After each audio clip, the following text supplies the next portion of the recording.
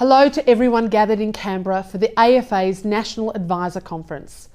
Unfortunately, I can't be with you in person today, but I didn't want to miss an opportunity to share the Turnbull Government's vision for financial services. As most of you would be aware, financial services is Australia's largest sector. It accounts for about 10% of our economy, supporting growth, employment, and making a direct contribution to the country's finances. And it's for this reason that the government wants to make the system even stronger. In short, we want to build a world-class system that is capable of taking advantage of the opportunities ahead and tackling the challenges of the future. Of course, if we're to do that, we need to confront challenges head-on. And one of the most pressing is the issue of trust and confidence in the sector.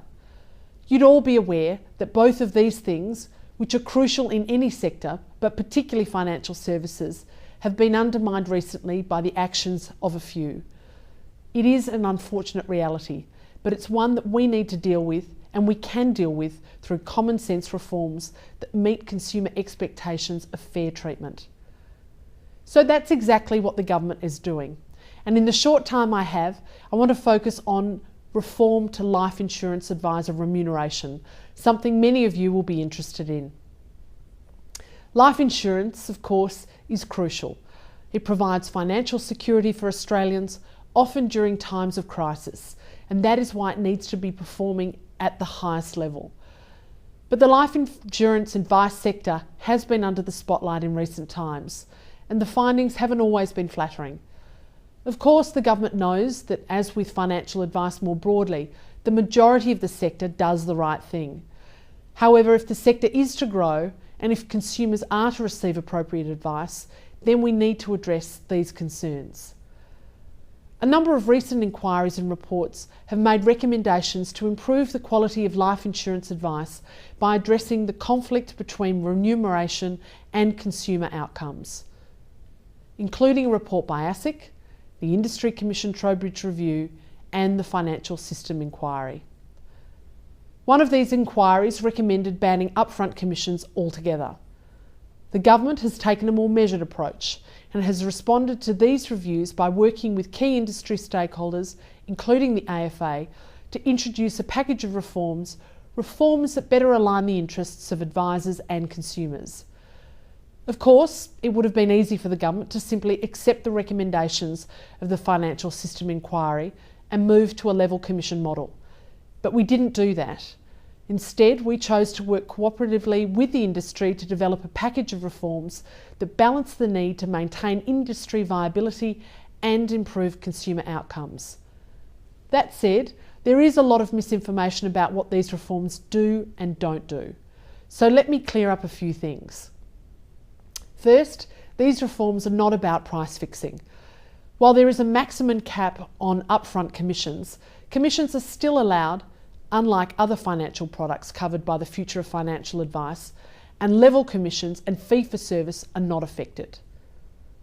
Secondly, these reforms cover all life insurance sales involving advice, regardless of whether it's personal advice or general advice. There is absolutely no carve-out for direct sales, and the government will ensure that future sale methods designed specifically to avoid the reforms will be captured, including those where no advice is provided to the consumer. I have been determined to ensure that these reforms don't favour one part of the industry over another. The government has listened to the concerns raised by business, large and small, and I've met with many financial advisors. I've read your correspondence and I welcome the engagement that I have had with the AFA to improve the package. The legislation that I will introduce into the Parliament this month will transition all advisors to the new remuneration structure on 1 January 2018, regardless of their employment arrangements. This is a departure from the approach undertaken during the FOFA reforms and a variation to the original life insurance framework legislation, which originally proposed a staggered approach to compliance by grandfathering employee advisors for the duration of their specific enterprise agreements. This change will ensure a level playing field for all advisors and benefit consumers by bringing forward the practical implementation of the reforms. Ultimately, I believe that we have found a good middle ground, one where all sides have made compromises and where the consumer will benefit. I'd like to thank the AFA for the role that you have played in this process.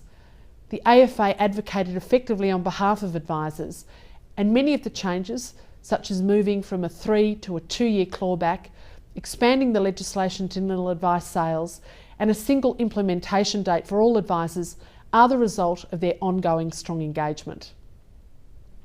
Now, that said, life insurance reforms are only one part of the government's agenda to raise trust and confidence in the financial services industry. And before I finish, I want to mention a few of them. We will lift the education, training and ethical standards of the financial advisors across the board. We will enhance ASIC's surveillance capabilities with a funding injection of $127 million so that it's better able to proactively combat misconduct in the industry. We will also consult on strengthening ASIC's enforcement tools in relation to financial services and credit licensing regime, and improve the accountability of issuers and distributors of financial products. Finally, we have established a panel led by Professor Ian Ramsey to review the role, powers and governance of the financial system's external dispute resolution and complaint schemes. So, as you have no doubt gathered, the agenda for the Turnbull government is significant. We want a world-class financial services system, one that has the trust and confidence of all Australians and can grow as a result. That's why we're pursuing some well-considered and common-sense reforms. But the success of these reforms will ultimately depend on the industry's active and positive participation. I have no doubt that with your support, we can grow financial services in a way that will benefit every individual, every family and every business across Australia. Thank you, and my best wishes to you for the remainder of this conference.